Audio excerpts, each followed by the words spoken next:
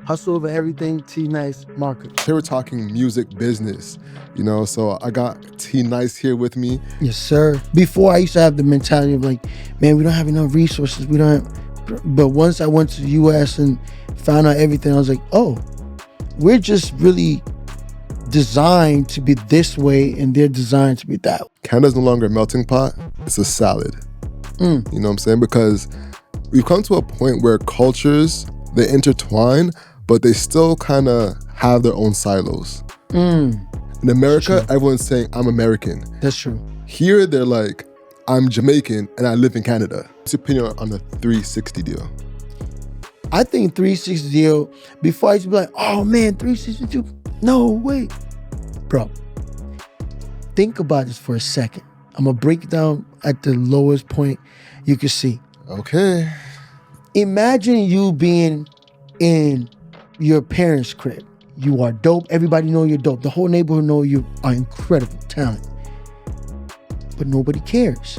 Why wouldn't you want to give a percentage is what I'm saying. You're assigning me to a music deal. Right. But a 360 encompasses your likeness overall. Right. So, I'm speaking correctly, right? No, you speak correctly. But let me say this. Let me say before you continue. Let's debate this. I'm happy to debate this. Here we're talking music business, so I got T-nyce here with me. Yes, sir. We're gonna get into the nitty-gritties of being a music producer, executive in Canada. So tap in, it's gonna be a good one. What kicked off this conversation was the clip I posted with Alicia. Shout out to Alicia Ace West, right? Shout out to her. Fire. She said that there's little to no resources in Canada for artists. There's way more opportunity there because, say, for example, Black music radio stations in Canada, we have one or two, right? Us and Vibe. In the States, you have 2+ in every single city. Right. What was your thoughts on that? I think that she is right and she's wrong. And the reason why I say that is Canada is like the G League of the industry. So, US is like the NBA, So I'm gonna use sports for analogy for, just for that. So Canada's not designed to blow up an artist. So over the years or decades, everybody be saying, oh man, we're supposed to blow up that. It's not designed for that. It's only designed to develop, to really craft everything ready, and then you send it across. That's what Canada's designed for. There's not even enough enough people here in the population realm, so you can't really, so it's not designed for resources. It's just unlimited, and it's not for that. It's really for just to get the talent tweaked and prepared, and then you shipped it off to US. That's interesting. And I think there's like a parallel with acting in the UK. Right. Because what I find is the actors, especially the Black actors in the UK, are dominating. Idris Elba.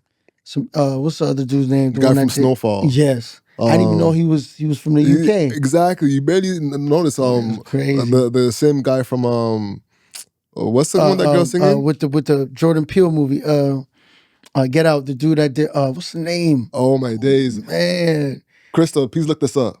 I forgot his name. Actor in Get Out. Yeah. He's from the UK too. There's a bunch of them that's dominating right now. This is a good playing phone. Yeah. It's like there's a bunch of them that's dominating right now that's like from the UK. Oh, the actor from the UK. Yeah. The actor from Get Out, the movie Get Out. I'll get it. Okay. You get it? Okay. I know what you're talking about. Yeah. He's from the Damson UK. Idris is who we're talking about. Yeah. Yeah. So what I heard somebody say is that Daniel Kaluuya. Kaluuya, yes. Yes, Daniel Kaluuya. Yeah. So, and I'm hearing that going to England is like the NBA for acting, or at least the G League for acting, and they come back and they're professionals at a higher level. For some reason, Hollywood takes them more serious. Yeah, than the US. I think because they're better. Like they're just prepared better. You know what I'm saying? Like for example, even in the music game, like a label would take a Canadian that is polished over an American artist. They would, because it's a melting pot of so many cultures and stuff.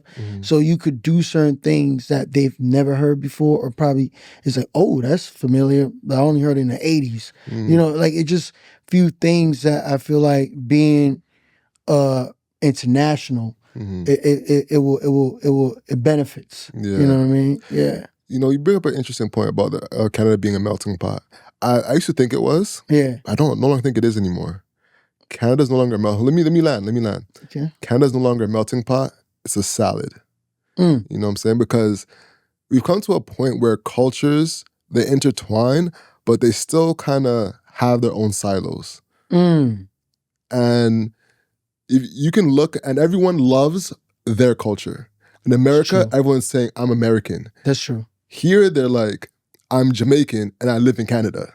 That's true. I'm Mexican and I live in Canada. That is true. You know what I'm saying? So it's like, I'm a salad. That's a carrot.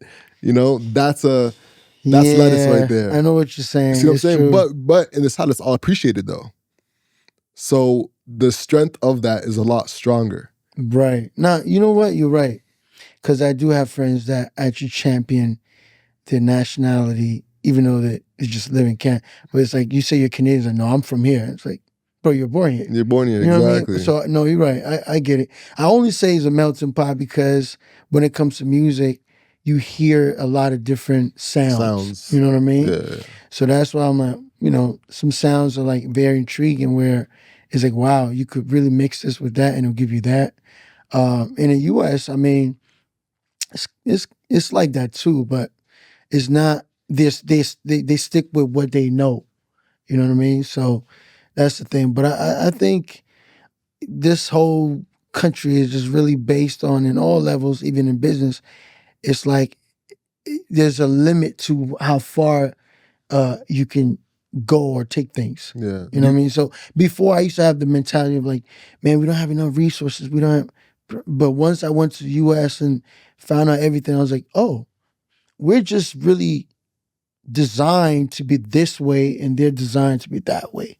You know what I mean? So that's when I understood, like, oh, okay. So I'm not mad if an artist signs here and they don't blow up. I already know that this is not for you to blow up. It's just for you to kind of like tweak and get better. And that way, the sister labels here could then upstream you to the US side or UK side. You know what I mean? Interesting. Yeah, it's people don't even know that. They have no idea. So they be mad and saying, oh, we don't do this, we don't do that. But it's like you can't change the system that is actually built on. It's built on not to blow up artists. It's built on to really like just develop. Interesting. Yeah. So on that note of developing, how can an artist from Canada develop without taking from the US? Because the nature of developing an artist is kind of rooted in Black American culture, right?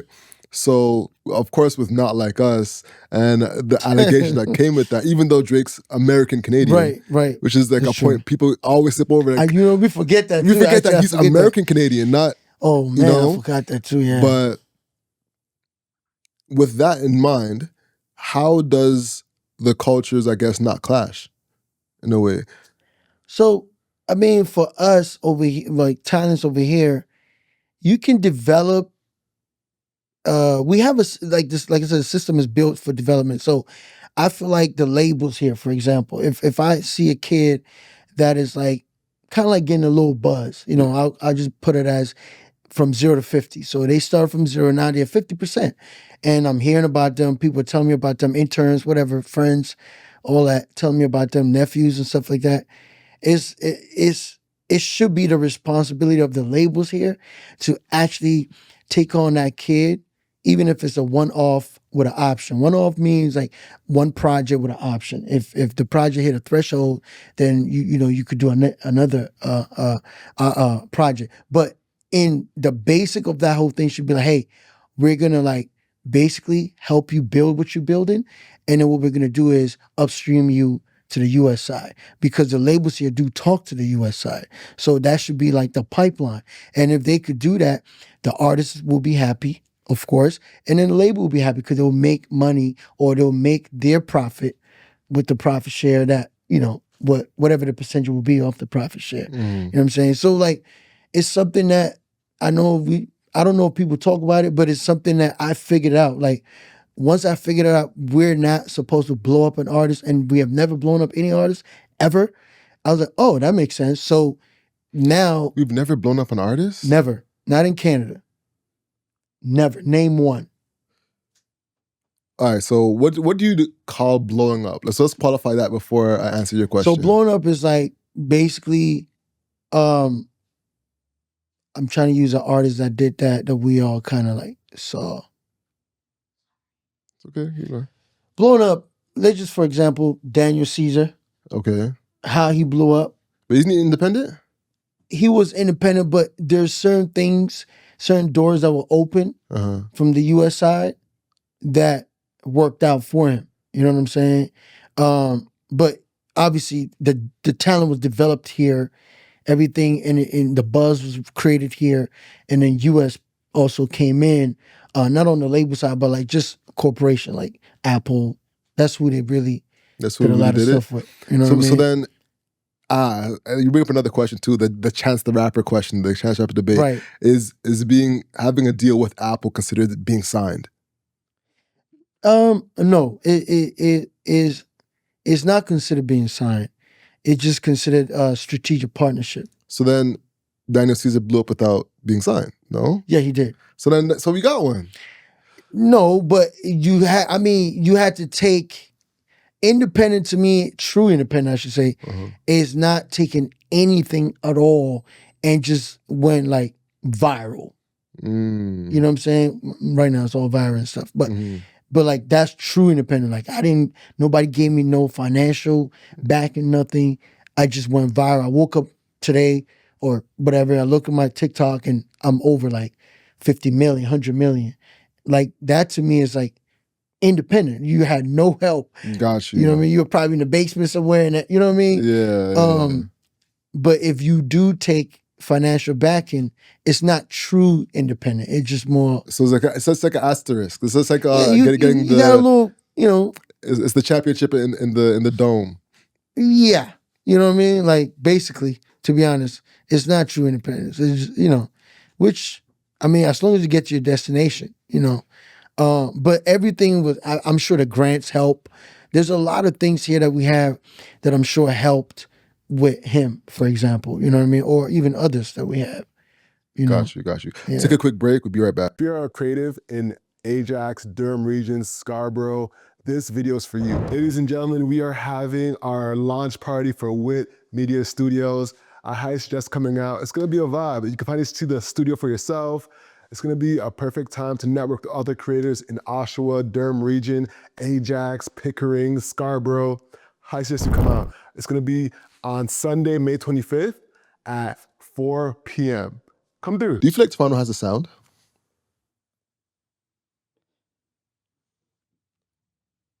That's a very good question.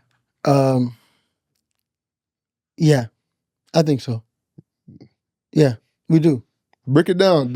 So, we have the moody, dark, drowning sound, I'll call it.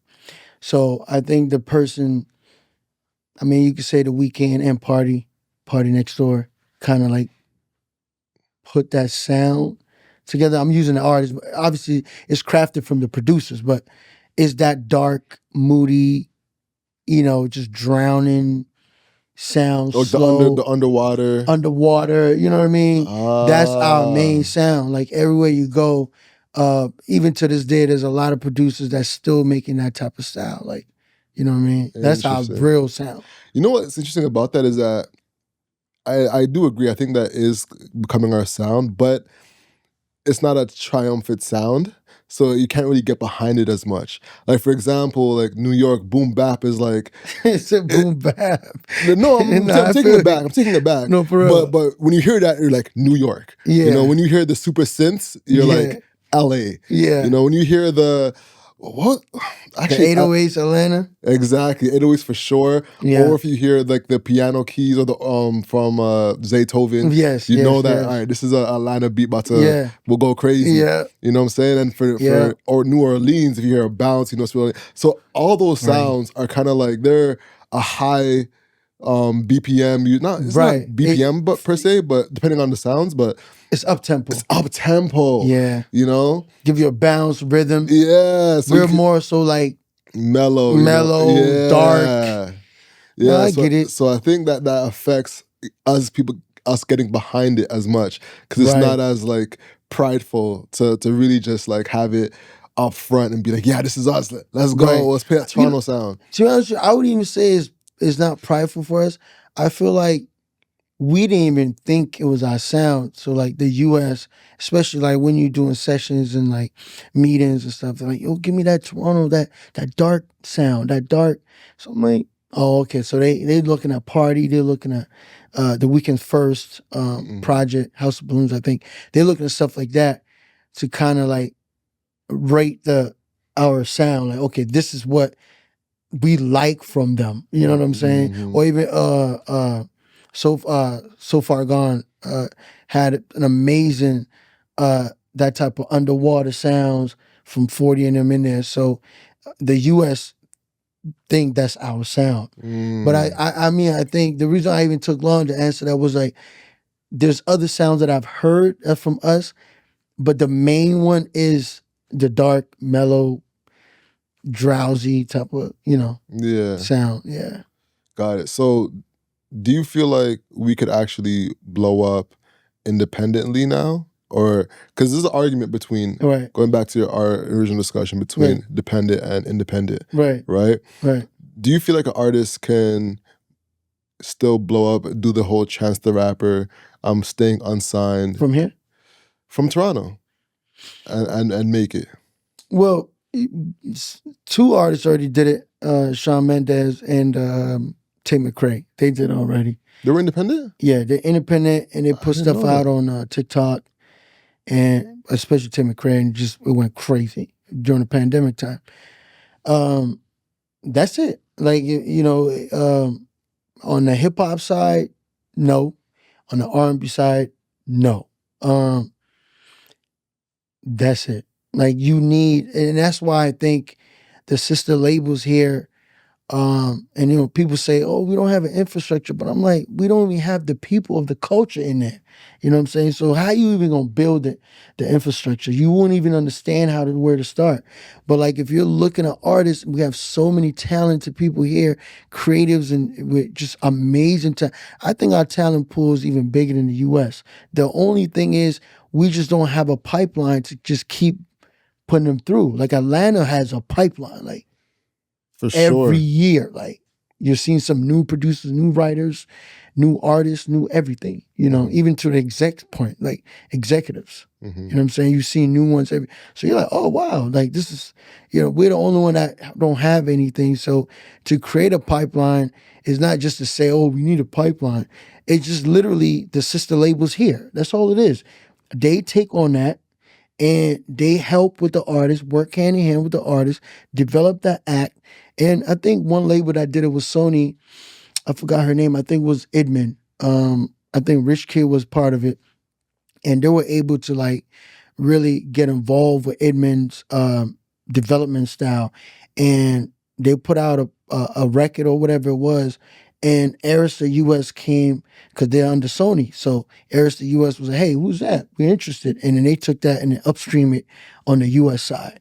You know what I'm saying? And that's how she got a breakthrough. So I'm like, every label should be doing that, but you need the right people of the culture in there to really make it happen, basically. You know what I mean? It's that should have been the goal, everybody talk about. Because if you do that, then what happens is we don't move to the US or go to the US unless you really want to.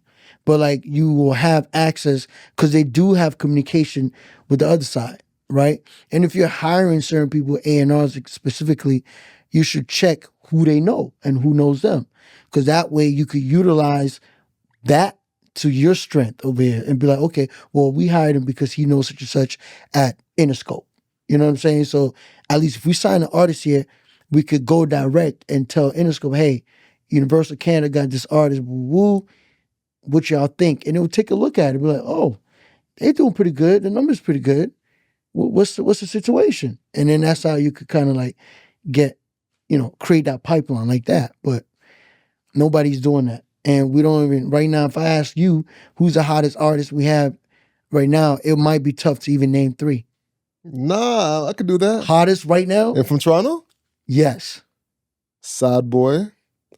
I'm gonna say She doesn't count. why does she count? Because she went to America to start it.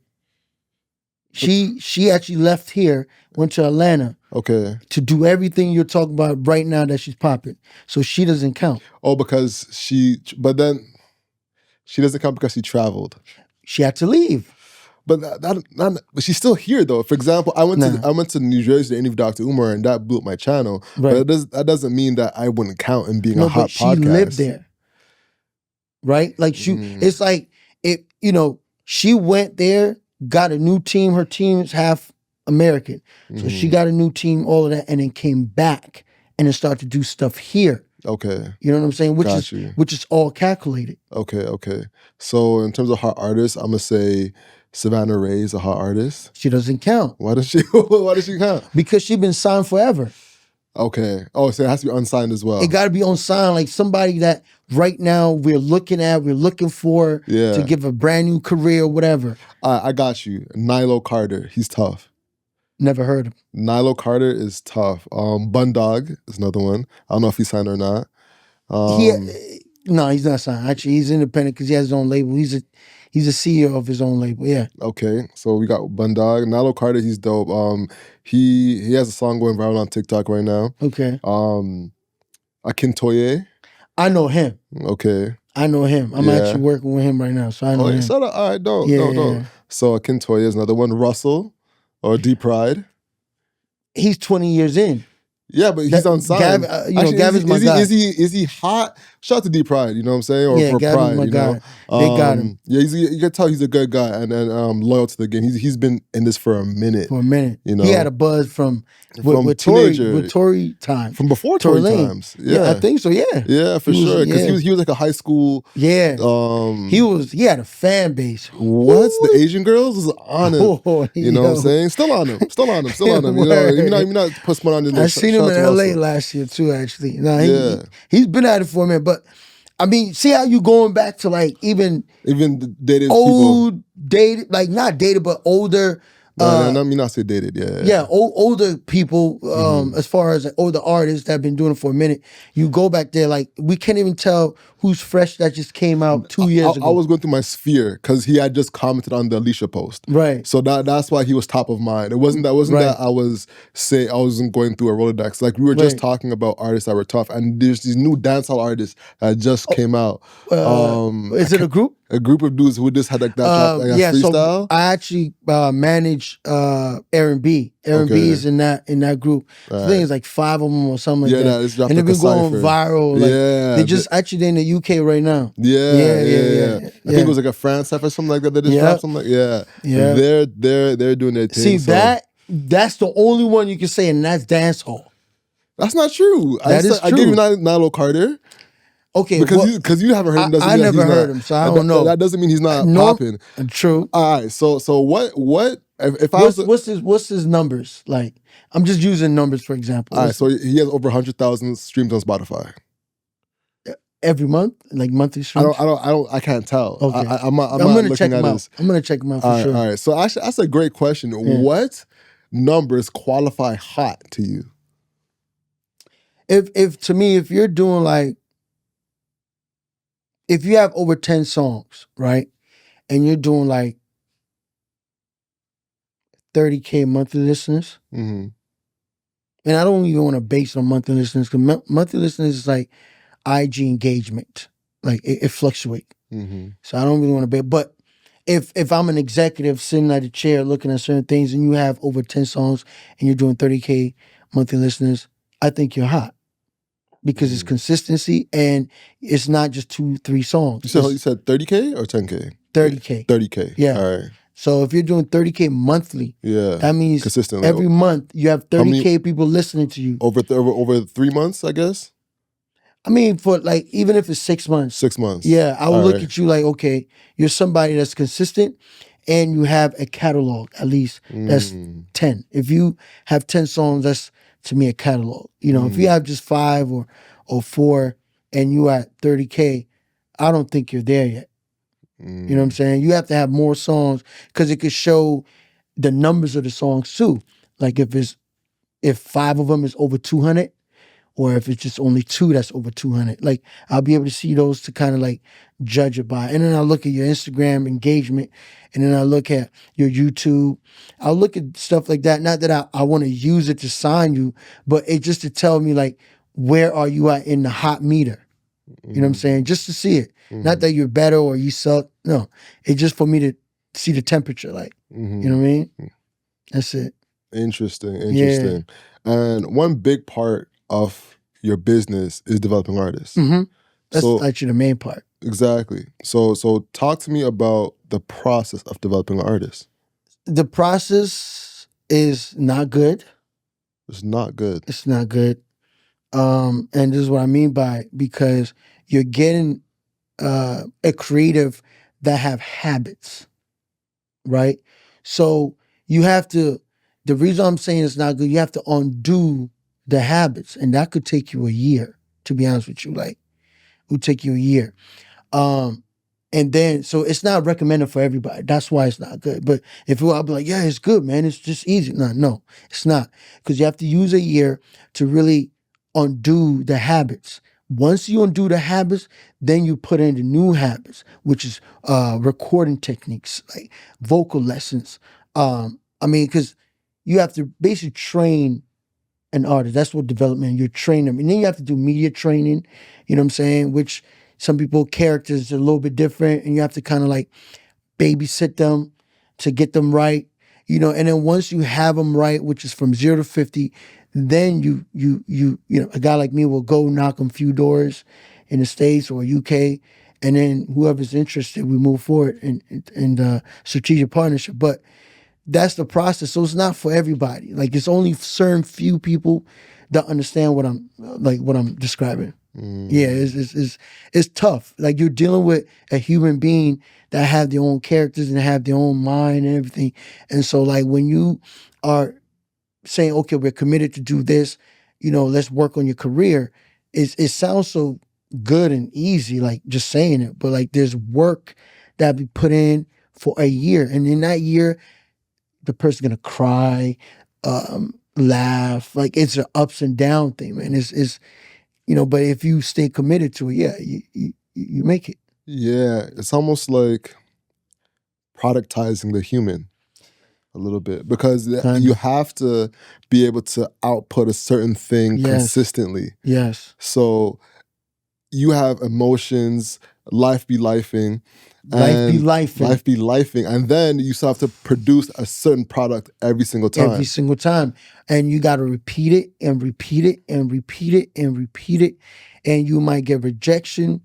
Like, it's crazy. And like, mental stress on that, crazy. So it's not for everybody, man. Like, that's why the labels don't do it. Because it's like, you know, you spending money too, not just money, but also time, energy into developing something that you don't even know if it's going to work, to be honest. You're taking a big risk. So break down how that's profitable.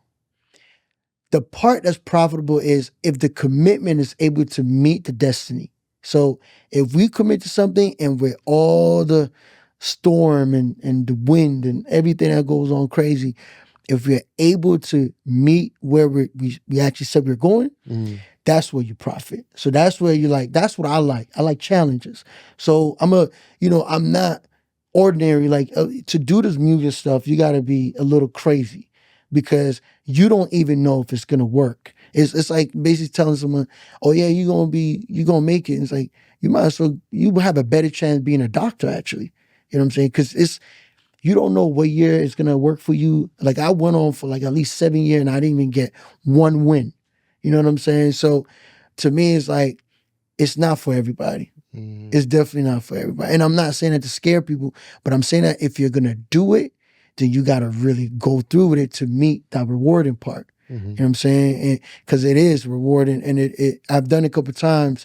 That's how I'm able to have the friends in the industry or the colleagues, and I'm able to walk in and do certain things that, you know, it takes somebody maybe 10 years to do. I could do it within 6 months. You know what I'm saying? That's because I've actually gone through a lot of those processes and actually seen the end of the tunnel, basically. You know what I'm saying? So it's tough, man. What was the first win that you experienced?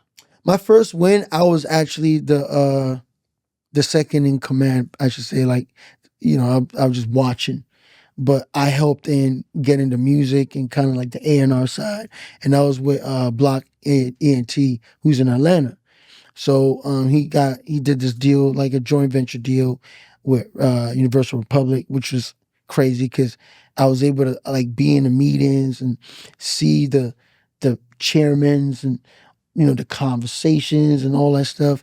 And that was the first time I seen it. So by me seeing it, I was like, oh man, I can do it. Like, you know, because I've seen how Block was able to like do certain things and then also teach me certain things. And then I did it. Right after that, I did another one. And I did another one. So I done like 4 or 5 times. Or like of like the deals that between Of the deals of like artists, even if it's just like production deals for the last at least 5 years. That's all I've been doing for the last 5 years. Gotcha. Yeah, but I wouldn't be able to do it, to be honest, if I didn't see Block do it.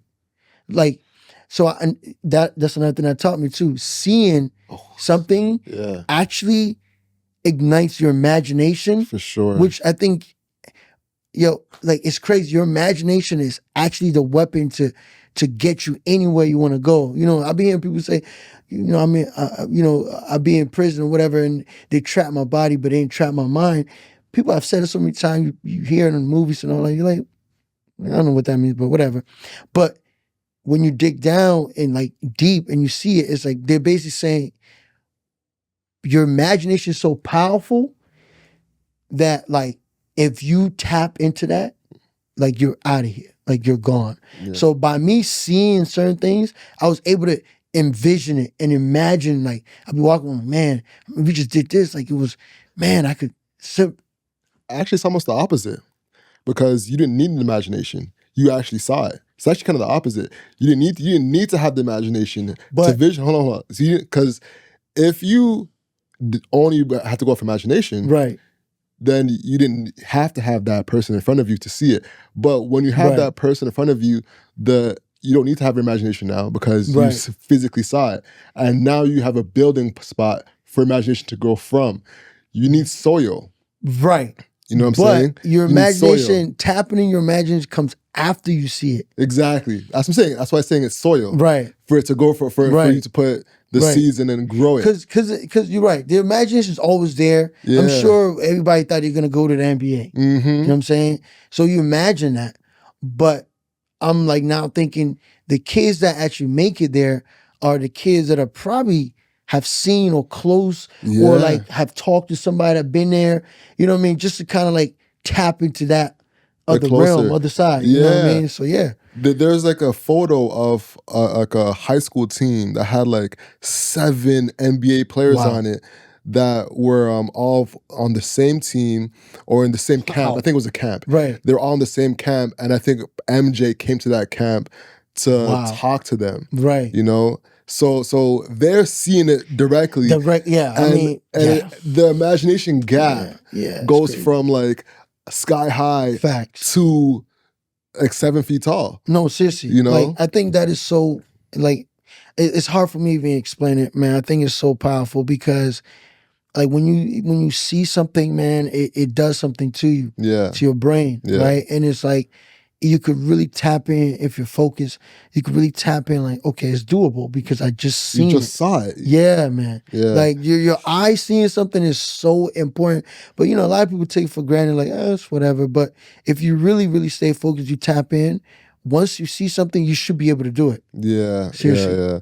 And I actually want to encourage the audience, you know, who can you be around to get that exposure, for your imagination to be soiled, to have that fermentation, for your ideas and imagination to really grow. You know, think about that. Because even for me, when I was trying to interview A$AP Rocky years ago, I think it was like 2013, 2014. Jeez. You know, time ago. Popping, yeah. I was stalking I Love Lola. I don't know if you know who I Love Lola is. Yeah. That's my girl. Oh yeah? Amazing. Yeah, Lola's amazing. So I was not stalking per se, but I get it. On the internet trying to, you know, see the things. And I noticed that she was doing a meet and greet for A$AP Rocky. Yes. And I was in the line videotaping it because I had a blog at the time.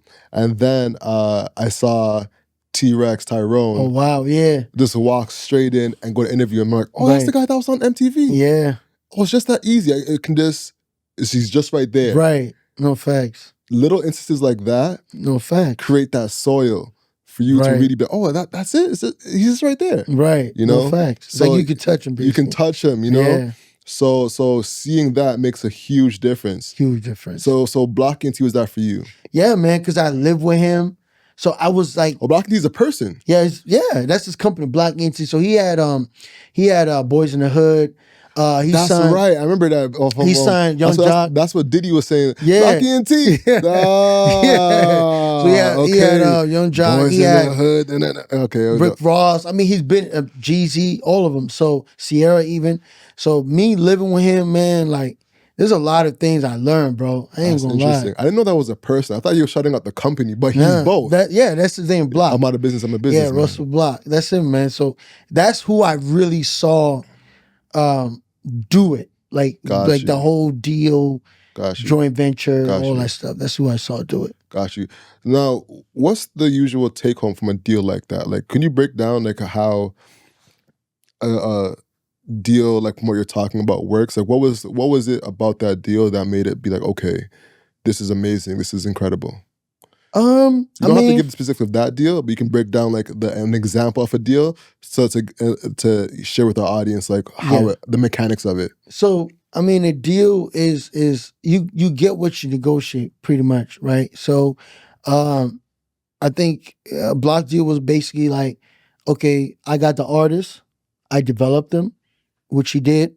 With me, Trick Stewart, he had some other the producer you mentioned earlier too. Zaytoven.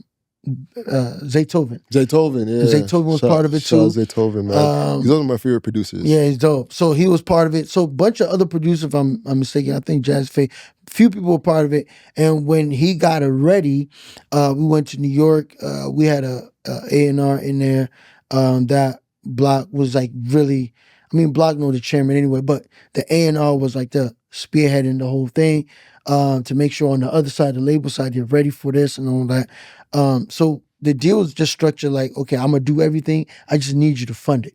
Mm-hmm. You know what I'm saying? And make sure that they're in certain spaces, you know, get market shares and stuff like that. Mm-hmm. As far as like the actual number on the profit share, I don't know. But it was more so like, definitely could be, if somebody's going to put up the money, it's definitely going to be 60-40, or it could be 50-50, right? Either or. But that's what the whole premise was on with the deal. So it wasn't anything crazy. It's just like, okay, we'll put up the bread, you have the talent, we'll do 60-40 or 50-50 on a profit share, and we should be good. What are you sharing? So basically, whenever an artist breakthrough, I should say, the first year, labels normally don't, majority, I should say, don't count it the first year, because the first year is kind of like, you're not going to blow up. I mean, there's a lot of artists, there's a lot of roster on the artists, whatever. So they don't really count it. The second year, they expect a little progress, right? So they be like, okay, well, we doing pretty good in this Southeast market or whatever. And then the third year is when they kind of want to break even. And then the fourth year, they want to make profit. So normally a deal, it's like 4 or 5 albums. You know what I'm saying? At least the standard is like 5 albums. So, it 5 albums could take about maybe 7 years to make, but that's how people say, oh, you know, the music game is for the small, is for, I mean, younger artists, because if you're 18 or if you're 19 and you sign for 5 albums, you might not get the album out every year. It might be every other year. So that could be like a 10-year thing. So like labels know that. So by your 4th, 5th album, they know that's when they're going to be like, okay, like we out of here. Like just look even Drake, for example, like his whole trajectory, like albums that he released, like when he really, I mean, he came in hot though, but like he came in hot, but it like he didn't touch. There's levels, right? There's the rising star, there's the buzzing, there's star level, and there's superstar level. Yeah, I actually have a Drake question for you that you can help me debunk. Right. So I had an argument with Mouse Jones. Okay. Shout out to Mouse. And we had a debate on the episode. Is Replacement Girl a hit?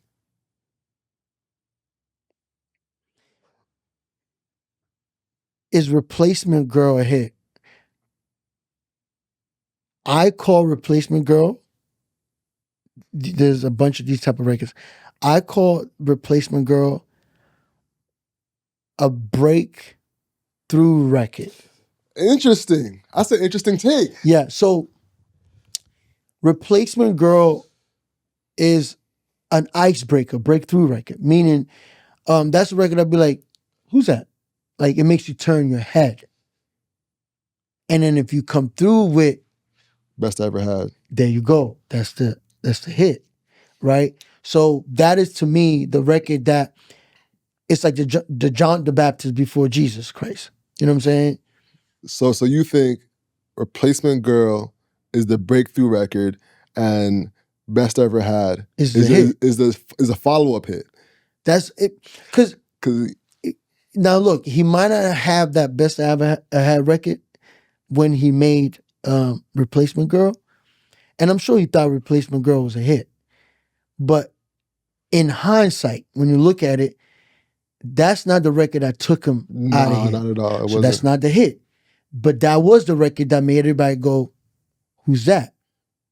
So that is your icebreaker. Like you cracked the door a little bit and then you came through swinging with a record that's just undeniable. You know what I mean? So to me, that's like an icebreaker record.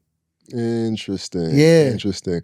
Because from being from Toronto, Right. Replacement Girl was a hit. Seeing him on 106 and Park was like, nah, you're out of here. Like you did Right. it. But Right. I think from I America, think Still Fly was a hit. And it wasn't his record, but it was Pages. yeah, but him being on it, that shit was crazy. Still Fly was a hit. Page had a crazy record. Page had a hit. Balling Was My Hobby. I feel like if he was from America, it would have been a hit. It was a hit here too. It was a hit here, but Yeah. it wasn't a hit in the States. I feel like Right. if he was from Somewhere Atlanta, like, yeah. if Page was from Atlanta, Yeah, Balling Was My Hobby it would have gone it's crazy. True. It's true. He has he's had some records that is recognizable, like in the city. Actually, Page. Yeah, those Two. I think he had just one more. I'm mistaken, but he had at least 3 records that everybody knows or everybody could at least tell you about the records. So I feel like that's because not every artist we know here, or not even an artist anymore, could tell us about records that we could even recognize, to be honest. Facts. All right, so let's get to some, some hot questions in terms of like. Actually, let me rephrase that. Who are your top 5 artists right now? You said rap, right? Rap. Obviously Drake, Kendrick,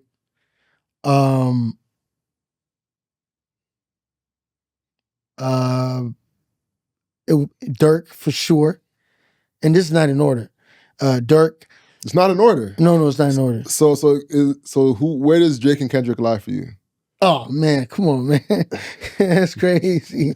All right. So Drake will be 1. And I'm not just saying that because I'm just going according to who I listen to. All right. And why I listen to them. So Drake is 1. Dirk will be 2.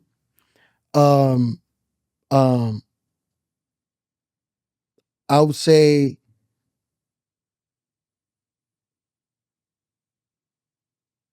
say I still listen to Hove. I still do. So Hove would be 3. I still listen to him. I don't know why, but Hove would be 3. one of the youngest guy I really got into, Nardowick. Listen to him a lot. And my last one would be Nardo Wick. Yeah. Nardo, yeah. Yeah, I listen to him a lot. And my last one would be another Chicago rapper. Who would I give it to, man?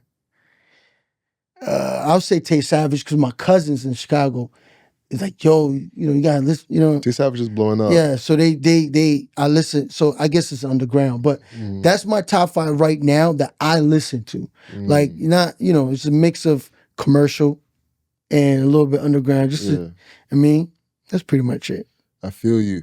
Yeah. Does us listening to Jay-Z make us unks now? Because at this point, I have to come to the conclusion that Jay-Z, like, he hasn't put out an album in years. But you know why I listen to him? Because whatever he rapped about those times, because I was younger, right? So I wasn't even allowed to listen to stuff like that. But now, whatever he was saying or whatever he was going through, I'm going through that process and I'm thinking through that. You know what I'm saying? I have a family now. He made an album. He got a family. You know what I mean? So those are the things I'm listening to, like investing. He talking about Dumbo could have, invested years. So Dumbo. Those are the things I'm listening to kind of match, my life type of, know what I mean? So it's like a Bible in a way. Yeah, it is like a guidebook. Because right now, Tay Savage won't talk about stuff like that. He's talking about other stuff. He's talking about right? other and stuff. Dirk talk about other stuff. And Drake talk about partying and stuff like that too. So, and even, people hating you, like Drake has a lot of lines for stuff like that you could really relate. You know what I'm saying? So when you add it up, it's like a gumbo. That's why I listen to a little bit of Jay, I just hear a lot of things that I'm going through in his music. It's kind of crazy though, but for sure. Yeah. And I feel like the answer is kind of yes, because like being a family man, being at that age where we're dealing with the intricacies of family, and raising kids and stuff like that. Yeah, it makes it puts you in a different. It puts you in a responsible space. Facts, bro. You know what I'm saying? Facts. You know what I mean? So what's your take on the overall hip hop industry right now? Like, do you feel like we're falling behind? Yeah, I think right now Afrobeats and country is taking like the lead in a way. Hip hop will ever be still hip hop. It's not gonna go away. But if you're talking about who's taking the lead right now, Afrobeats and country's taking the lead. And maybe it's because the talent's the same, styles are the same, beats are the same, everything's the same, to be honest. Like, it's a lot. Everything is the same. So it's kind of tough to, like, I don't know, but when I was growing up, even going to elementary school, and I used to listen to even Missy Elliott or listen to like Total or listen to these, so-called legends, old legends, people who say, it was different tastes of music or different styles. Even the Neptunes, like even beats alone, like Timbaland and Neptune, totally opposite. Like, you know what I'm saying? So there was different styles. Dr. Dre, totally opposite. So there was different styles for you to kind of like or be in love or intrigued about, right?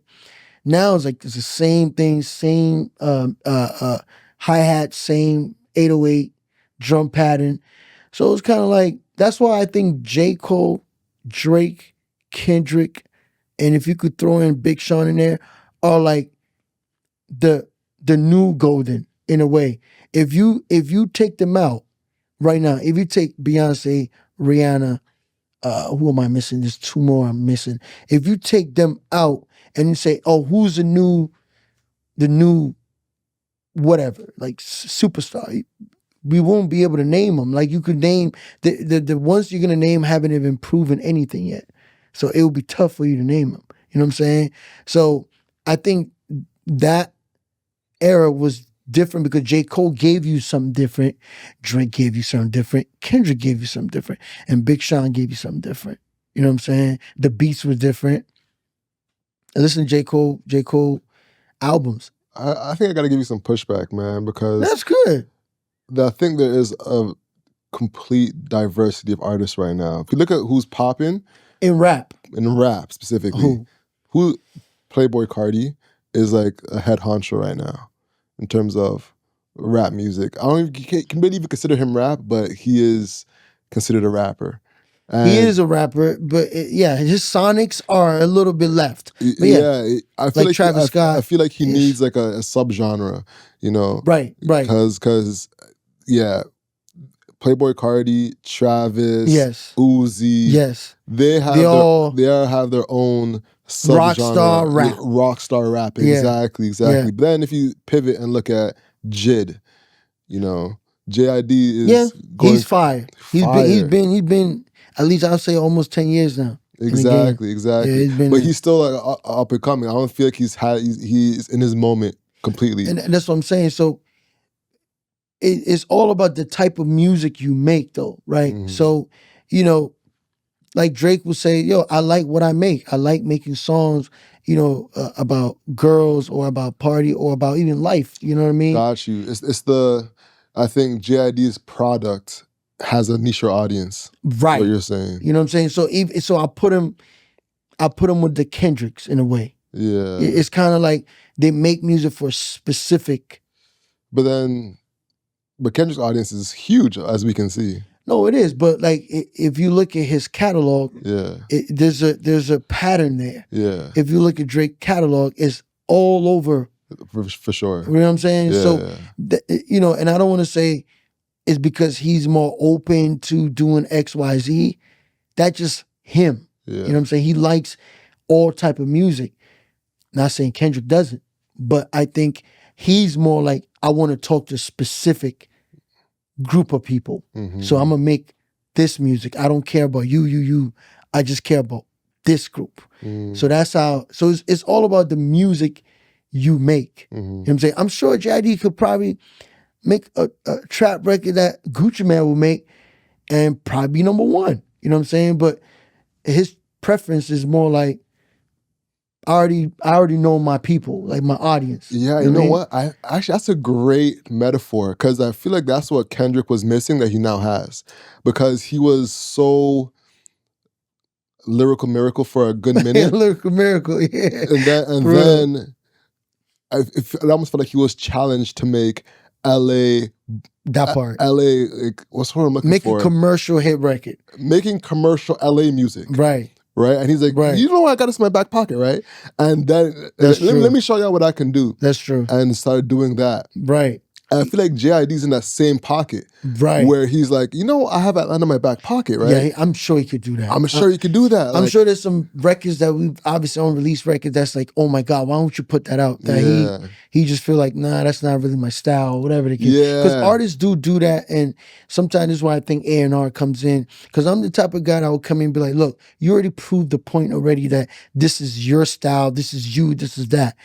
Can we give the world, let's not rob the world of other components that's in you. You know what I'm saying? So that's why A&R is so important, because you could come in and tell an artist, because everybody's a yes man probably in there. You come in and you be like, yo, man, I know you love this song, but that ain't the one that we should put out. I think this one right here will get you a couple more shows, will get you around the world, New Zealand, all of, and you know, you open up the imagination a little bit. It works. You bring up an interesting point, because I was listening to the Rory and Mal podcast, and they brought in, man, I can't remember his name, but a journalist. Oh, from My Expert Opinions. Yes. And he was talking about Nas's beats. Mecca. Shout out to Mecca. Yeah. And he was talking about Nas's beat selection.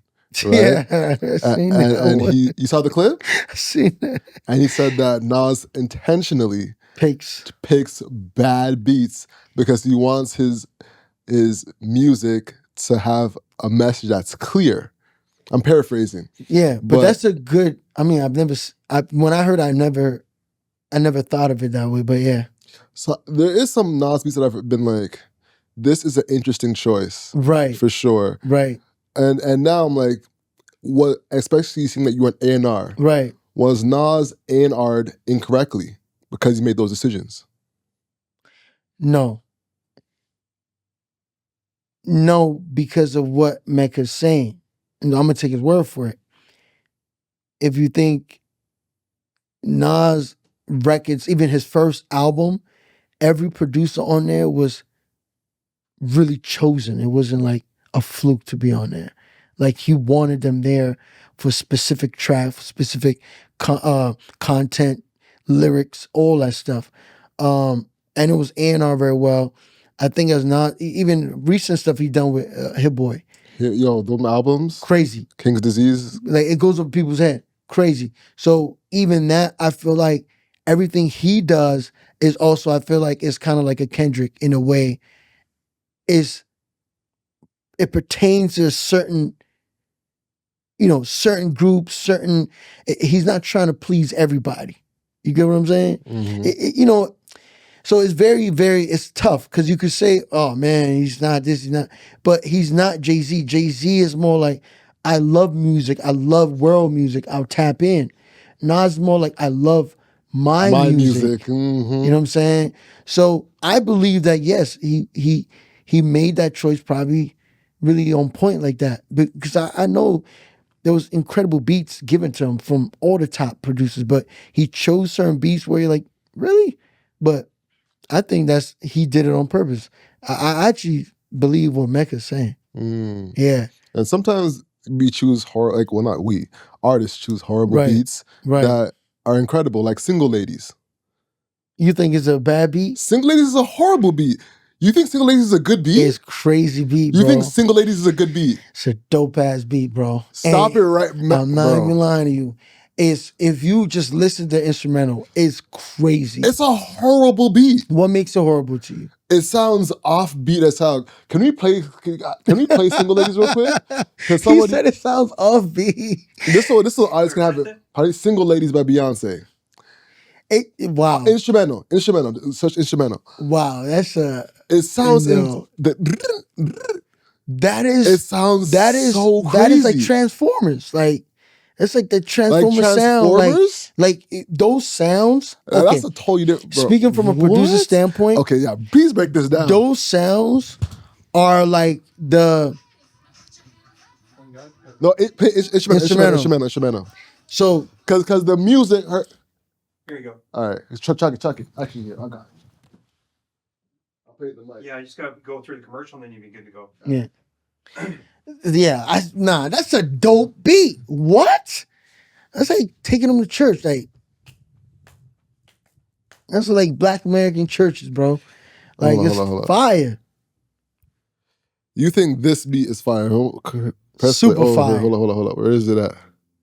Different, too.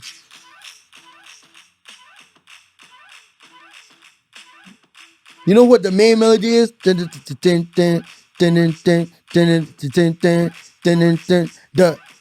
sound that you talking about, that's just the extra on it. But the main thing, simple beat, bro. That's it. That's what makes it. As somebody who has a completely blank opinion, do you feel like that's? I don't think it's anything special. Thank you. Yo, let me tell you something. So this is why, like, you gotta love this. I mean, the production is great because think about it. You're like, nah, what is this? But if you just listen to the instrumental, there's a main melody and there's an add-on melody. That's like extra sound. That's not the main melody. The main melody.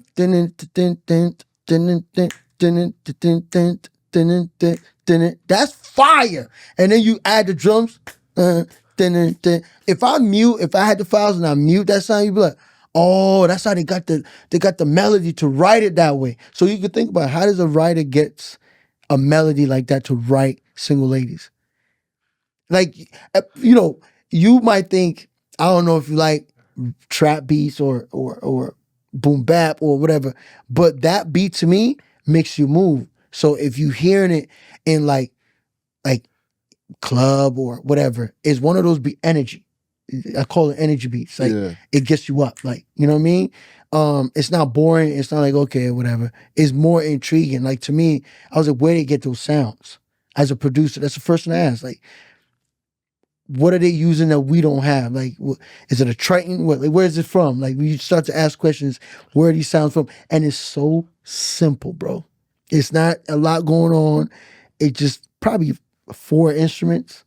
I'm shook that you're saying this right now. Yeah, man. I'm shocked. So my favorite beat maker. Yeah. Let's talk about your favorite beats. My favorite beat maker is Timbaland. My favorite producer is Pharrell, Neptunes. Cousins. Yeah, and then my favorite, I'll call him ear or engineer, because they're all part of it, would be Dr. Dre. You know what I'm saying? So beat maker to me, Timbaland is incredible. Another person that's incredible, because I actually experienced seeing him make a beat, is No ID. Like, they make beats like in 30 seconds. Like, okay, all right. So let's separate. I want to get to your critique of Timbaland and Pharrell. Yeah. Why do you choose Timbaland as a better beat maker over Pharrell? Because to your point of having a simple beat, grinding fits that definition 1,000 times more than single ladies. It's funny. 1,000% more. It sounds, choice of sounds, yeah. But it's the same thing though. Because grinding sounds hella offbeat. It sounds like, it isn't, but it sounds hella offbeat. It sounds off center. It doesn't give a feeling of this is a great beat to rap on, But then Timbaland beats, are all over the place. So like, how do you find consistency to give a critique? Whereas Pharrell beats, they have pockets of consistency. Right. So Timbaland beats are very futuristic. Very futuristic. And very sound driven. No, weird sound driven. Yeah. So you might hear a baby crying in the back. You might hear, I don't know, like a bottle crushed in there, and you're like, where's that? So Timbaland is great at making beats, like, to me, where it's like, wow, this is amazing, like how he flipped the sound and all that stuff. And then Pharrell, I think because they use live instrumentation, it feels a little bit, I wouldn't say better, but it feels, you could feel it. Pharrell, the Neptune beat, especially Neptunes, the way they were definitely off. They did not quantize, like, where they're on point. It's just a little, Neptune's beats are always a little off a bit. And it gives you, that's what really triggers your frequency. You know what I'm saying? They figured it out, human frequency. Like, if it's on point, it's cool. But if you drag it a little bit, it moves you a bit more. Yeah. So they're always in a pocket where you're like it's just crazy. You know what I mean? Beautiful, drop like it's hot, grinding. All these were like different pockets, even Justin Timberlake records, they were all in different pockets where you're like, wow, like, how do you create that? But I think both of them are great in those spaces they're in. The live instrumentation a little bit, and the futuristic space a little bit from Timbaland. You know what I mean? Like, I like Timbaland beats, like making beats, because he uses things that I see that I never thought I should use. You know what I'm saying? And then Pharrell, I love his chord progression with Chad. Like, it's like I went to church, and hearing someone play that, and then the bass guitar, like, Neptune's always had the bass guitar going crazy. You know what I'm saying? Crazy. Even under the 808s. So, and they're all from Virginia. They all grew up together. Yeah, they're cousins. Yeah. Oh, so I feel like that's, like, to me, like, left and right. You know what I'm saying? You could pick a right, you could pick a left. It doesn't matter, but it's different food. You know what I mean? Now, what are your top beats that you've made? That I've made? Yeah. They're in my hard drive. All right, so that are out, that we can actually look at. I'll say Saweetie. I did this drum for Saweetie. I forgot the name of the song. And I did Kid Ink. I think the Kid Ink one in those times was so fire and ahead of time. Remember what song that was? I was trying to search I think What I Do was Kid Ink What I Do. Because I remember that name, because to this day everybody's still telling me, yo, that beat is crazy. Who else am I forgetting that I did stuff with? That YG, I did YG featuring Kid Ink 2. I forgot the name of the record, but it was crazy.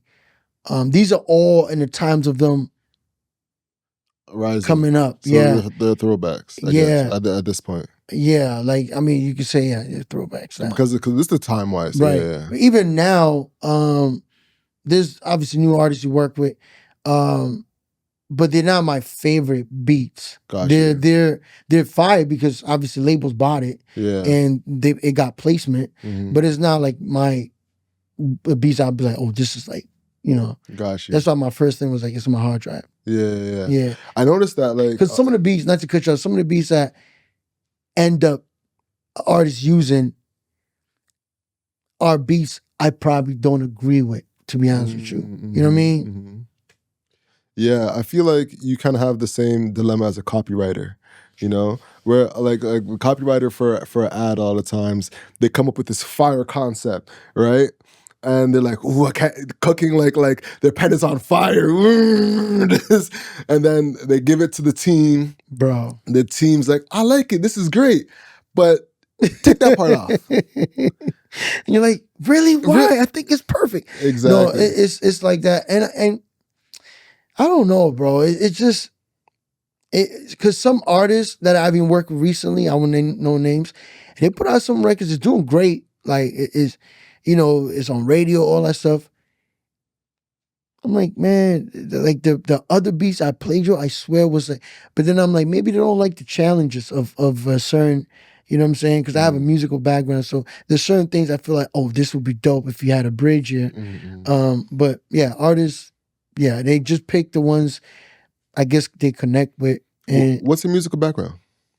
Just drums. Nobody taught me how to play. I play by hearing. I don't read, but I started in the church, and then the church put me into piano class or lessons. I went one day to know the chord progressions, and I quit. And then from that chord progressions, I taught myself the bass. So those are the three I play. So but I enjoy playing the bass a little bit more. I'm the best at the drums, but I enjoy playing the bass because the bass is just amazing if you know how to play. Yeah, so it brings every song together. Without a bass, don't you feel like something's missing in a song? Like without no bass line, like a heavy bottom, underline, it just like it's like okay, it's good, but I think bass is like the glue that makes the whole. The drum is the heart, but the bass is like the glue that makes the music or the song complete. Yeah, I can feel that. Understand that. That's dope, man. So we covered the resources. Yes, sir. But it felt like from what you were saying, I just want to make sure we get that for the audience. Right, this is going to attract a lot of artists. Shout out to all the artists listening. Right. You mentioned that signing and the pathway through being signed to somebody here locally is kind of the way through. But what resources do unsigned artists have in Toronto? So they have the grant system, but it's not every day you would get a grant. Like a lot of people have been trying for years and they still don't qualify. Yeah. So it's very tough. This is why I think that, if somebody is able to take themselves and get a little local buzz and local notoriety, a label here, you're here for a reason. So you have staff for a reason. They should tap in to that artist. And it's not really to say I'm signing to like 5 albums or anything, because like I said, this is the G League, right? So the system is not built on blowing you up. It's just to really help your craft. So to me, it's like if a label tap in with somebody that's just like don't have the money, can't get the grant, but they've done enough with social media to get themselves going and notoriety. Labels tap in, work together like that, and then, have an understanding, obviously, work together, and then upstream them to the US side. Because at the end of the day, every artist you speak to is trying to break through the US side or UK. You bring up a good point. What should the G League entail? Because you bring up like the business side of it. If the label needs to make money, they can't just be signing anybody. No, they can't. You know what I'm saying? Right. So what should the trade-off be in that G League? If I'm a new artist, I'm getting that 30K. Right. and I'm like, all right, this is the next level, right? Should I be expecting one album as a G League album to know if this is the path forward? What is the G League, I guess, what's the factors of the G League? I think the factors should be... Let me ask you that one more time, because I think I stumbled a little bit. What are the factors of the G League? So the factors of G League is literally one project with an option. Okay. That's it. Like a project is 5 songs. It could even be 4 songs, but you can say, okay, just say 7 songs. I just need 7 songs for one project. We're going to work on it together. We're going to go through all the DSPs, go through everything we need to do to build you up and get you there.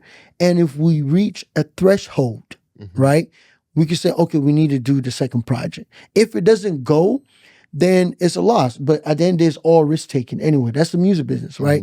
So it won't cost you an arm and a leg to work with an artist that already have the foundation and a little bit of their own legs working. Like you just come in and bring in the DSPs, bring in the relationships and stuff like that to add on and a little bit of budget to push it. That is a G League. You're not expecting millions and millions and millions in investment. You're just expecting a little couple hundred to really get it going. And then obviously you make it back too when you upstream it to your sister label in America or UK. You know what I'm saying? So I feel like that is what it factors. Like, but nobody is yet to try it. Everybody just waiting. Everybody. If you notice, there's a lot of artists. There's a time, 2015. I don't remember 2015, 16, 17. There was incredible artists in Toronto. Some of them obviously are not here no longer. Some of them actually are in jail. Man, there's a lot of talent at that time. Because that time I remember I came from New York, and I was like, "Yo, like who's this? Who's that? Who's this?" Like even when I came, the first person I worked with was Casper TNG, and he's still doing this thing right now, doing millions of streams, going crazy in a week, like nuts. And I remember at that time we were trying to figure it out, and even him putting stuff out, he was getting like 500K mil on YouTube. Like they were doing crazy numbers. Those days are like gone right now. Like an artist could barely even get 10K views on YouTube when they put out. And these are artists that used to get millions and 500s and at that time. You know what I mean? So like right now I feel like times have changed. So that's why I would say the pipeline is the best way. And now we know like this is the G League. So if you want to go to NBA, you go to a G League team, you play your heart out, you know, you do what you do. They invite you to the NBA teams. You know what I mean? If you're that good, you get a contract. You know what I mean? It's the same thing. I feel like we could do here, create that pipeline. Because other than that, bro, not everybody could be me and you where we could pack our bags and leave. Like not everybody could do that. You know what I mean? So it's like, what about other guys that are trying over here and they're fire? I'm not saying sign everybody, but there's enough talent that you know with the right team and the right collaboration, they're out of here. You know what I mean? Who are some of the artists that are approaching that level in the city? I think Free A is one. Shout out to Free A. I actually think Casper's one too. On the female side, Lucala, but Lucala's gone, so I can't even say that. She's not here no more. She's doing real well. The artists that are here for the female side, I think no new one. I don't think. Have you heard of Castro Guapo? No. Oh, I'm a rapper. Yeah, I heard of him. He's dope. Shout out to Castro. Oh, yeah, I heard of him. Is he from the east side? Like east side? No, I think he's from like downtown. He's originally from Atlanta. Oh, but he moved up. Yeah. I heard of him. One of my team, Joe, actually sent me his stuff. There's few cats that are like, to me, they haven't proven yet, but they've gotten the clout or the big ups that you're doing their thing. There are few cats, the young guys that are actually doing their thing right now. But they're doing it with the US side. You know what I'm saying? So there's I think it's Sav 4. He's doing some stuff with 10K projects, and that's US. You know, that's Elliot Elliot Grange. Yeah. So you know, so you like, but how did Sav, like, how did that happen? Like, how do we, if we're in the city, how do we miss Sav? And that's what I'm saying. So the kids are gonna figure it out anyway. I'm just saying for the labels here, you'd be smart to tap in early and kind of have your pulse on that. You know what I mean? Like, see how things are moving. So that way when the US trying to come in, because at the end of the day, it's also profit share. When the US come in on the business side, you're like, hey, I mean, we need part of this too. Like, you know what I mean? And that will work better. Other than that, the US is going to tell Canada what to do and just basically just do the quota. And that's it. I got you. Man, I would be remiss. I feel like I was an idiot if I didn't ask you about this. Yeah. Drake's lawsuit. Let's talk about this. As an A&R, someone on the inside, do you feel like Drake's gonna win this?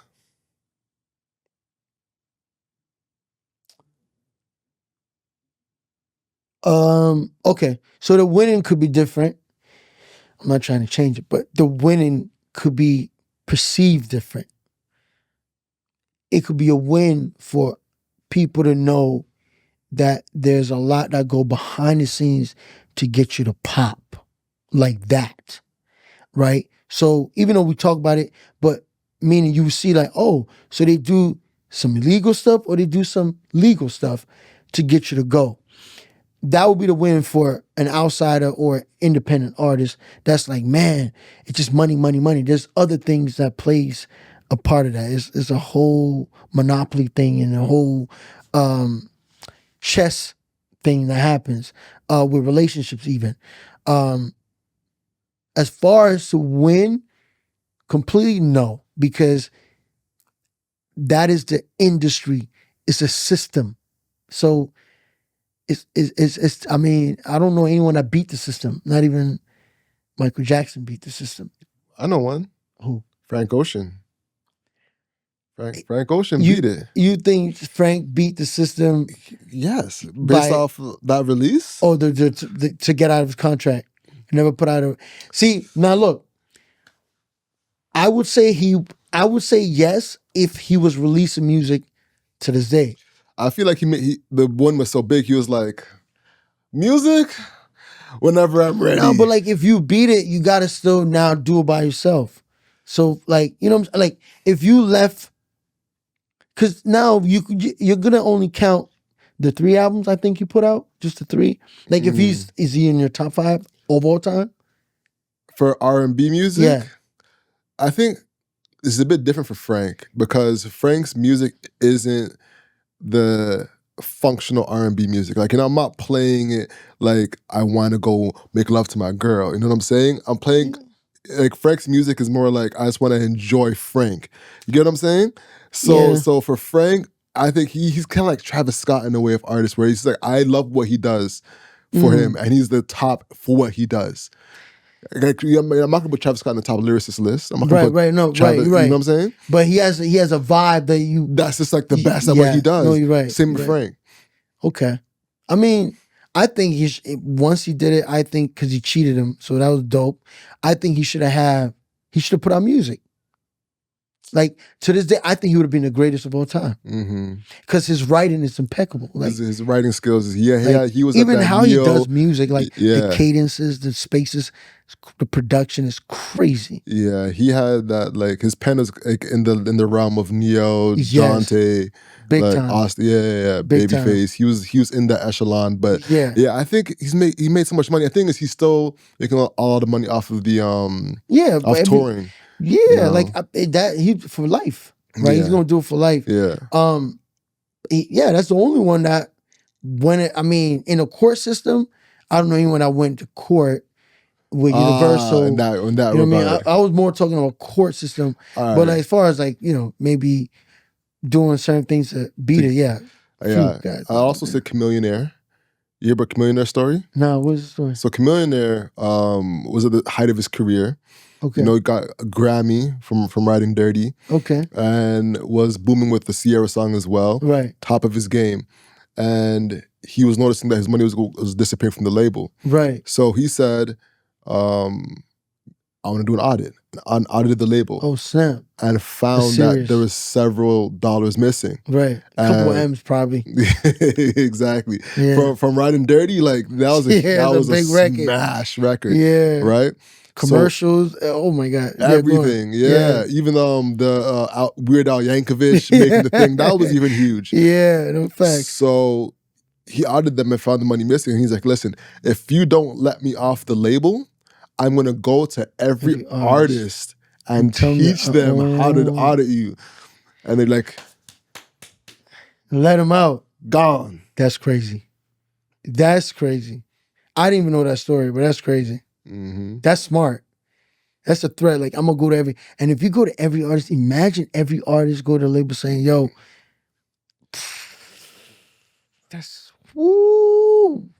that's a lot. Yeah. So they probably was like, nah, you know what? We don't want that. You don't want them problems. Yeah, let him, it's just one guy anyway. Just give him what he wants. Let him go. That's crazy. But yeah, I've never seen anybody else, I mean. To your point. Yeah. Sorry, not to cut you off. I've never seen an artist beat the label and continue. They usually they're like, all right, I won. Yeah, I'm out. I quit. So I'm walking into the sunset. You know? Yeah. So I've never seen them say, okay, I beat the label, but I'm still doing the same quality of music, like nothing changed. Yeah. Like nobody has really, I mean, unless maybe they did, I don't know, but nobody have really done it to me. You know what I mean? Let me think. I don't think so. Because it's, the industry, everybody know everybody, bro. They play music chairs too. Musical chair, because one label will disintegrate and then they'll move to another label. So it's all relationships out there. Yeah, you know what I mean? So I feel like, nobody has really done like that. But Frank, for sure, shout out to him because that was an incredible move. I think Russ could be the only person. Not really. How? Because he was signed to Columbia. Did his deal. I think it was like a 1 or 2 album deal. I think it's like 1 or 2 albums. Right. Exactly. And then after, he was like, all right, I'm done. And then it's kept it moving, and he's still moving at that level. But I don't feel like that's maybe it's kind of cheating because I think he structured it that way. I think because the labels came for him, right? Because he's already SoundCloud, whatever. So they came to him. So he structured it that way. Where it's like, I'm only doing 2 albums with y'all, bro, and I'm out. Mm. And I think he did it because he wanted to know how it works inside, and which he did, and took certain people like, oh, okay, there's radio department, there's promotion department. It's just once he figured that out and he could hide them on the side, he felt like, I don't really need y'all like that. You know what I mean? But I just believe in strategic partnership, to be honest with you. Like I feel like you could get to where you're going, but it might take you 10 years. And the impact of that 10 years might not be as if you're in a movement or a strategic partnership where you're going might take 5 or 3, but the impact is so crazy. It ripples for like decades. Let's talk about your strategic alignment with No ID's label. Right. So I knew when I was talking to other labels before, it was going to be just me and the label, straight partnership, everything's great, no problem. But when I met No ID, I was more so into mentorship, because he is respected and he knew more of the inside, what goes on. There's certain things he showed me that is crazy. So I knew that was, to me, it was important to me to split my profit share and to get that knowledge. You know what I'm saying? Now, some people might be like, man, I don't need him. I'm good. I'll figure it out myself. I felt like I needed him to show me how this thing goes in the inside, like at the highest level. You know what I'm saying? Because he's at the highest level. So, and I think it made sense for me. Like it benefited me to learn like that. So even moving forward in my other stuff, I'm able to say certain things or change certain things that I would have never knew if I didn't partner with him. Mm-hmm. So yeah, I was proud of myself for making that decision and not thinking I know it all. You know what I'm saying? Yeah. Very vital, actually. Yeah, no, very vital. Yeah. You speak to an interesting point that's bigger than just music. Not just music, but bigger than music. Right. Because having the verbiage,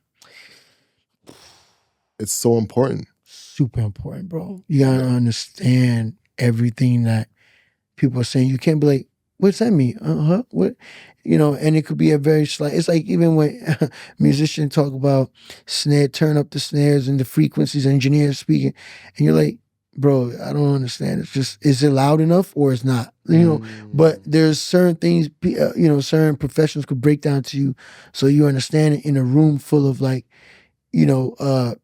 established business people. Yeah. You be able to fit in and understand like, oh yeah, I know what they're talking about. And I think mentorship is like something that, I don't know if people really like praise that, but I think that's like the number one thing, bro. Like, and it's better to get a mentor and take a fraction of something because you're young, you're gonna keep making deals.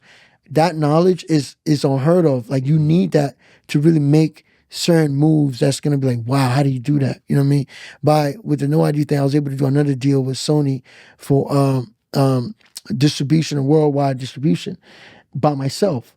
But there's a lot of knowledge that I took from there.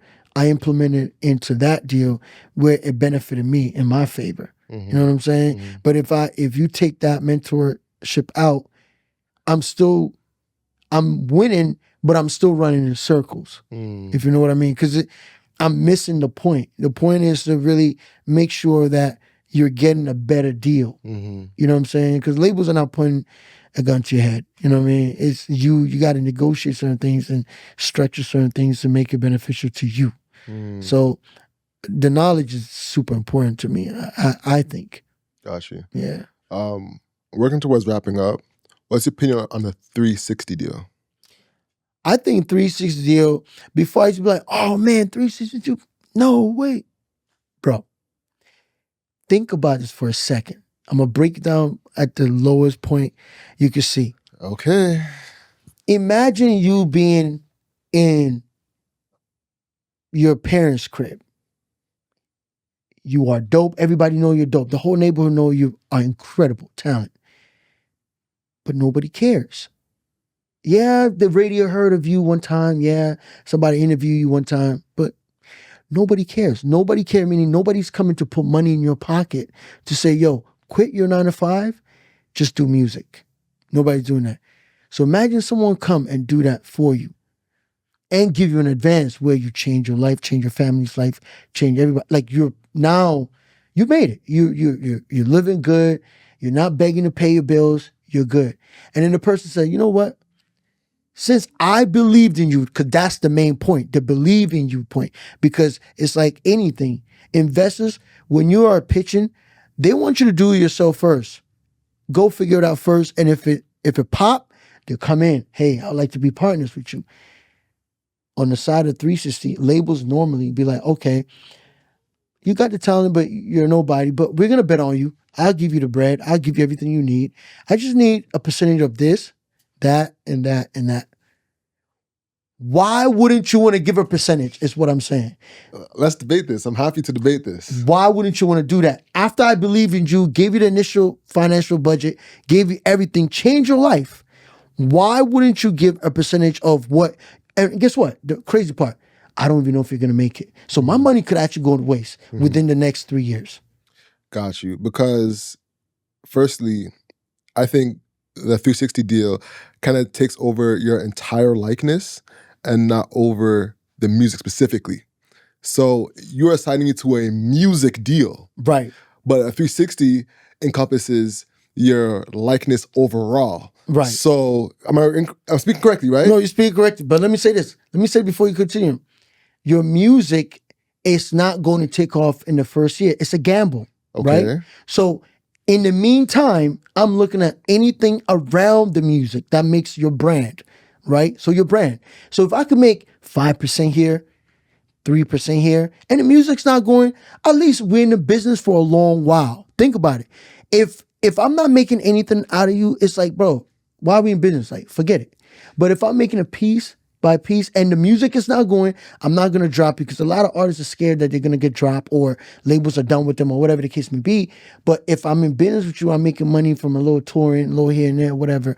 I feel like I'm not worried about your hit record. I can stay with you as long as we're grinding. And eventually we're going to get that big hit record and everything's going to change. I think it's fair, bro. when you look at it from a business standpoint, me owning a label, I'm now able to see that because I'm investing thousands of dollars into artists, and then they wake up and be like, I don't want to do it no more. So here's what I think. Right. If I go on Dragon's Den, right, and I meet, let's want to Damon John. Damon John, and he likes my business and says, yo, I love what you're doing, Alex. Your podcast is amazing. I love Wit Media Studios. Right. The team you have is amazing. I want to invest in you, right? Right. He invests in me Right. and gives me, let's say, $200,000 for 10% of Wit Media Studios, right? Right. I blow up the studio business Right. and start making money, right? Right. I say I now want to do a t-shirt company. Why do I have to pay Damon John for my t-shirt company now? Because he invested in Wit Media Studios. Now, those two things are unrelated, but he's now getting a part of that new business because of my likeness now. Well, in a deal, everything's included, right? So in a deal, meaning like if you didn't have a merch and you start creating merch because you're going on tour, whatever the case may be, I'm gonna get. It says in the deal already, so it's not like I made it up after you made the merch. It's just saying when merch come out, I get 3%. It's in the deal that you sign. So you can negotiate that. You could be like, bro, I can't get 3, I'll give you 1.2%, right? You can negotiate that, and sometimes deals take about like 8 months. Like my deals that I did even with Sony, like we went back and forth for at least like 8 months or 9 months. Just to get that, okay, this is what it is. I'm happy. You're happy. It's fair to me. You know what I mean? So 360 deal isn't, let's say, what's the average split on music rights? I can't give that out. But okay. Yeah, I can't give that out. But 360 deals, for example. Well, let's make up an arbitrary number. Let's just say the average split is 60-40. Between an artist and the label. Artist and label, yeah. Because the reason I say I can't give up, it differs, right? From person to person. But okay, so if it's direct, say, it could be 80-20. For the artist and to the label? No, for the label. For the label to the artist? Now there's two sides. So there's the A side is if an artist like Drake, for example, when he was coming up, he had leverage a bit. There was a bidding war happening, even a weekend. Their deal are the other way. Yeah. You know what I'm saying? Of course. So it's 80 for them, 20 for, because they build leverage. But I'm just speaking of an artist that's still grinding, but a label see potential, like you're doing your own shows, you're selling out, all that stuff, you and your team are doing great. That to me, the label might have to put up a couple M's. So with that being said, the profit share will be different. It will be definitely 80-20 for them. Got you. 80-20 for the label. It could be 70-30. It could be 90-10. You know. Okay. All right. So for round numbers, let's say 70-30, right? Okay, for round numbers, 70-30, right? Right. So for the 360 deal, from what I'm understanding, and this helps your case, right, is that I'm 70-30 right on the music. Right. But for merch, I'm still 70-30, or am I 5-95 so label to? It could be all inclusive. Got you. To equal. So 70-30 across the board. It could be. That could happen. It could be. But if you feel strong about certain things, that's why I'm saying your attorney got to be very solid. Powerful, solid. You know what I'm saying? Because it's like they could negotiate certain things. Like you be like, okay, I'm gonna give you on the record, I'm gonna give you XYZ on $1. But for the merch, I'm 90-10. You know, and a label will be like, okay, as long as I make like a 10%, I'm good. Like you could negotiate it, you know what I mean? But the reason why I think 360 is good is also your safe net, in a sense to say, well, bro, they're not gonna just throw me away because they're making money with me regardless if my music is selling or not.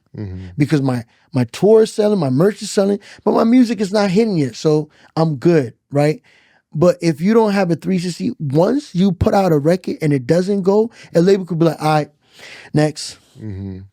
That's what they do. And people be like, yo, man, why they even sign me? Don't sign to a label. And that's how you be hearing these type of stories. You know what I mean? Yeah. So, but I think every artist is like what we grew up on. even to this day, it's still happening where artists sign to production companies. I think production companies are the buffer, where at the same time, they filter where the artists keep creative control and they're on the same team with, obviously, with the production company.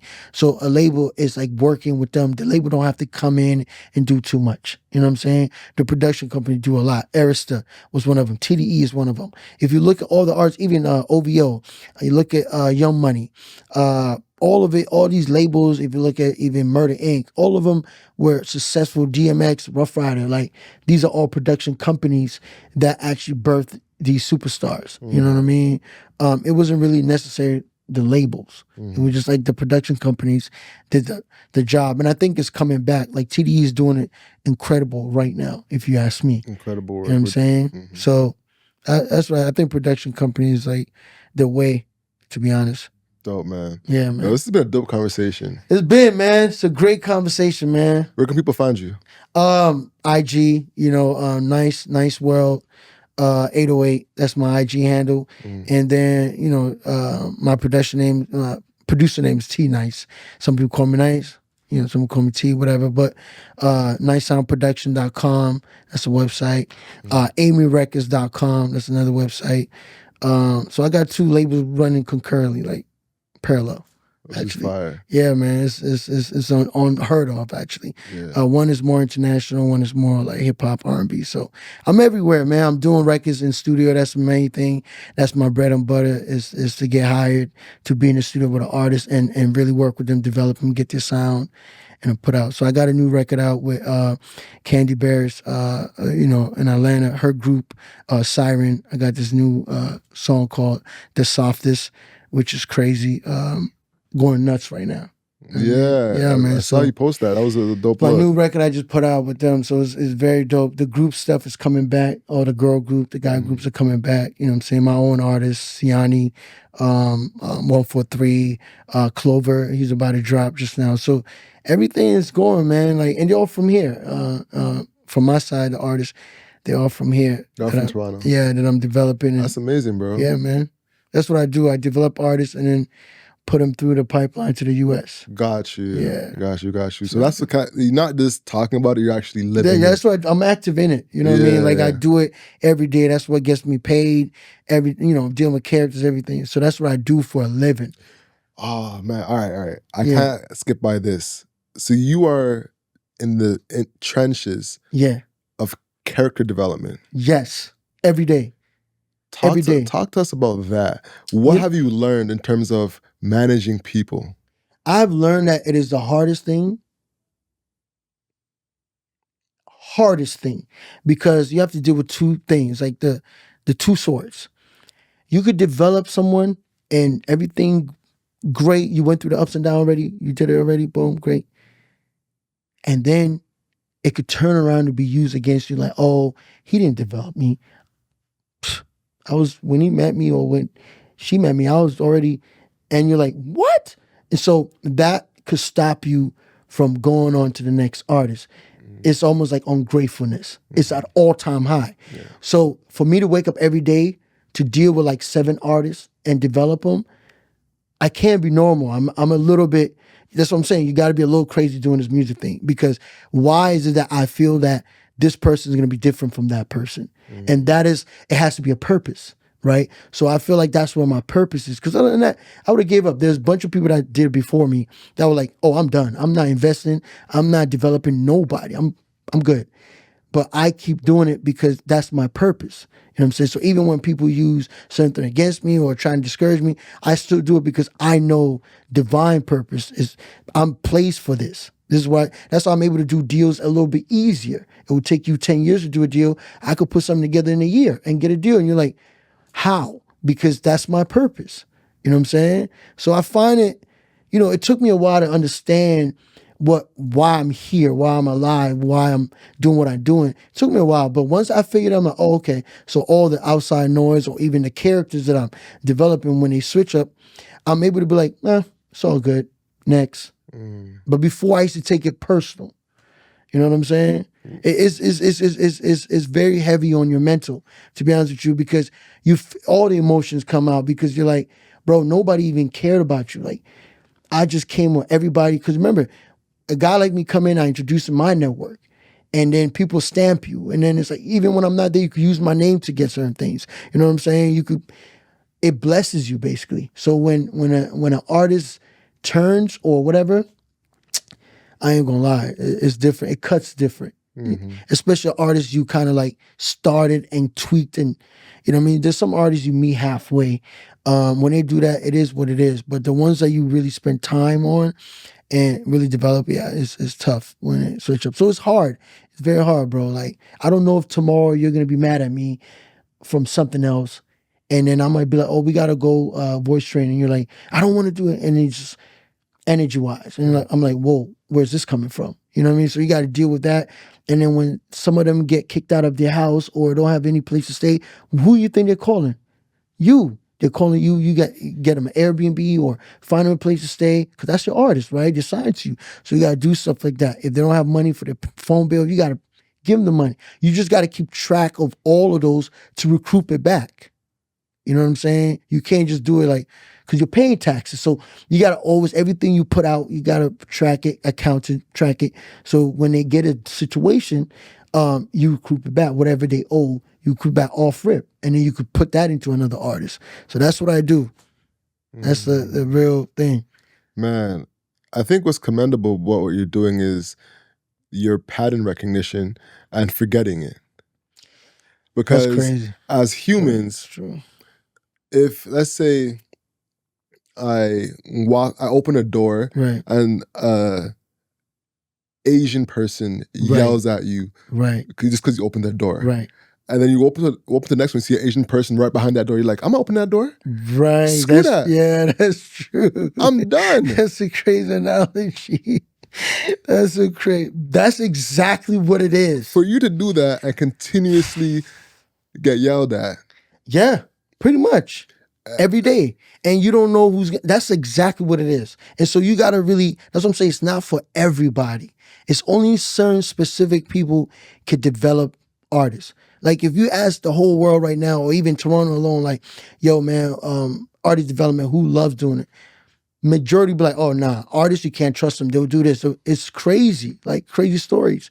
So, you know, it's tough. It's tough to develop, but the rewarding is immeasurable. Like you can't even think of it. Like when you get through that cross line, just watching someone dream come through is crazy, bro. Like you meet someone like, yo, I would like to do this and I like to change it and buy a car. You're like, yeah, it's doable, whatever. But watching the process of going through it and then doing it, it's like, wow, bro. It's actually, and then seeing them like tears of joy, money can't buy that. You know what I'm saying? Money can't buy that. Like I always tell people this, and this I ended with too. I would tell people this: I can't listen to anybody that has never changed someone's life, like drastically. You know what I'm saying? If you haven't changed anybody's life, there's really nothing to talk about. You have to really significantly change someone's life, and for me to be like, "Oh, word, okay, let me just listen to you," type of vibe. So I don't even argue on certain things because like you haven't done it before. Like, how are we even gonna argue when you haven't done it before? You know what I'm saying? But if someone have done it before, yeah, I'm listening. You know what I mean? Like, you have to listen to someone have done it before. But if they haven't done it before, no disrespect. It's just like, I train my ears. I don't listen to every music. I listen to certain specific music.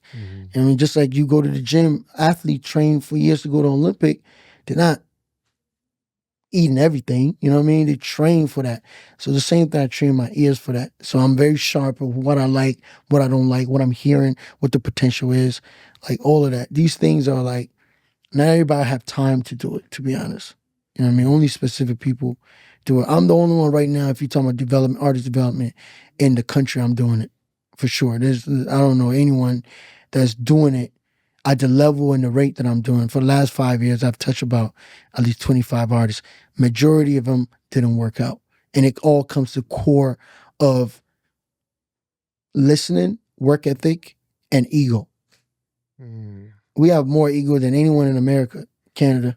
Talk to me about the work ethic of the top 5 people versus the work ethic of the bottom 5. The top 5 is they have a routine. I've never met anyone that's top 5 that just wakes up and freestyle. Never. I'm sure they're there, but I've never met one. They have a routine, time management, number one, because they know they can't get it back. So they gotta hit everything. Either it's working out, either it's going at a specific time to do this, and they lock in. The bottom 5 is more so, they're probably more talented than the top 5. They're more talented, more gifted, more everything. So they rely on that and kind of like be like, I'll do this in my sleep in an hour, which is true. But then they also question, but I'm supposed to be number 1. And you're like, but that guy, he probably not talented as you, but he does it every day, consistency. You're more like whenever you want, because you know it's God-given talent. And those are the difference I've seen at the elite level. Some of them are that we call genius, not because they're so like gifted, it's just because they're disciplined. You know what I'm saying? And in the bottom 5, they're probably way more, they're way more talented, but they don't, for the lack of a better word, care to have time management, all that. They don't care. It's like, I'll do when I can. You know what I'm saying? So that's the difference from what I've seen. Message. Yeah, man. It's you got to put in the work, bro. I've realized you can't. You cut corners, but you're gonna come right back. It happens, especially in the music game. I noticed that people that had this shot, if they missed it, they had to wait 7 years before they got not another shot, but before they got to a point where they were at before. So if you get to the top of the mountain and you miss your shot to strike, you basically, throughout a couple of years, you're gonna be there, but new guys are gonna come in, new hot guys are gonna come in, and it takes like 7 years for you to get to the top again. Wow. Yeah, like you be seeing that, I'm like, damn, because you ever hear artists go away for a minute and never come back, or they'll go and then come back, like T-nyce had a record, went away for a while, came back with another hit recently, and it happens sometimes. You know what I'm saying? If you don't take advantage of you being at the top. Drake have never missed since he came in. Every day, bro. I'm a Drake stan. He's never missed, bro. For the time, 2009 to now, he's never missed. And he works harder than anybody. Yes. I've heard people, I had my videographer get poached by Director X. Right. And we were still friends though. Right. So we go over, chop it up, and she was telling me she was on the set of I'll Wait for You. Right, Wait for You, okay. And she was talking to me about Drake's work ethic. Bro. Have you witnessed this here as well? Yeah, man. Like 40, Drake, Wonder, like they're not the top because they're just there, bro. Like they put blood, sweat, and years and energy and tears in it. Like they don't stop, bro. What can you speak to Drake's work ethic? What have you witnessed? How he writes, do music. Not even how he writes, how he does music. So Drake's the type that will do his part and let someone else do his part. Like, for example, like he'll leave it to 40 to do his thing. He trusts you. So music is a collaborative sport. Like it's not by itself, right? So Drake will let you do that. And then when you're done, he comes back and tighten it up like the captain should. After everything, he come back and be like, I want to redo my lines. I want to change this. I want to do this. And then finishes himself. So when people even talk about like, oh, he doesn't do this. Bro, he writes, bro, on God. And he's the driver. He's the one that have the skeletons actually first. And he gives it to people like, oh, what you think? Or add this, add that. Even as a producer and an A&R too. You know what I'm saying? So I give him credit. I think Kendrick's like that too. I think there's many artists that are like that. Cameron's like that. Jim Jones like that. There's a lot of artists that are like that, and they're still doing music to this day. Rick Ross is like that too. I think he picked the best beats. You know what I mean? So I agree. I heard Rick Ross's beat selection is probably one of the best. You know what I'm saying? Like those are the people that still do music now. So I feel like a lot of people don't understand it. You have to put in the work. The work is, you're not gonna skip it. So those guys are there because they put in work. It wasn't just given to them. Like a kid from Canada, from Degrassi, how you dominate for like the last 15 years. I'm 20 now. Yeah. Okay, so he's doing something right. For sure. There's a lot of work. I know Johnny Rocks even trains him when he's about to go to tour. I remember Johnny Rock used to train him, and I'm like, "Why y'all training for?" Oh yeah, he's going to tour. He wants to sound just like how he sounds on the record. So endurance, lifting. I'm like, whoa! I thought you just going to tour. You just go to tour. Like, I didn't know you have to train to get your endurance up. It's almost like you're about to go to a boxing match. But that's what he does. So when you hear him live, it sounds like the record. The energy's there. Everything's not like breathing. You know what I mean? Like you can't teach that one, man. Like it gotta be in you, man. Most definitely. Yes, sir. With that being said, ladies and gentlemen, hustle what you can control. So control your grind and control your life. If you haven't already, make sure you hit subscribe. I'm Alex. T-nyce. That's your show, y'all.